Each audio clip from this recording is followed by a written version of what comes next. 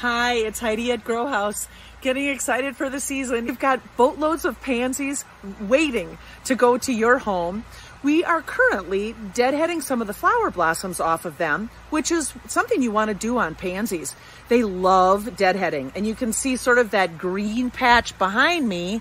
That's where all these yellow ones were just deadheaded. But look at all of those buds underneath.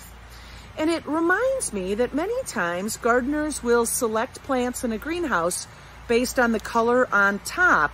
But what's just as important, potentially even more important, is the root structure underneath. So look at all those buds still coming, even though they're not solid yellow on the top. They've got solid roots down below. And on the pansies, and on many plants that are pot bound, you can simply, let me do this here, you can simply rip off that base and tease out those new feeder roots so that it gets well established in your gardens. So now we're deadheading these Delta Blues, and you can see just pinching in between your thumb and forefinger to remove the spent blossoms. Pansies benefit from a lot of deadheading, so it's a good idea to touch your plants whenever you can.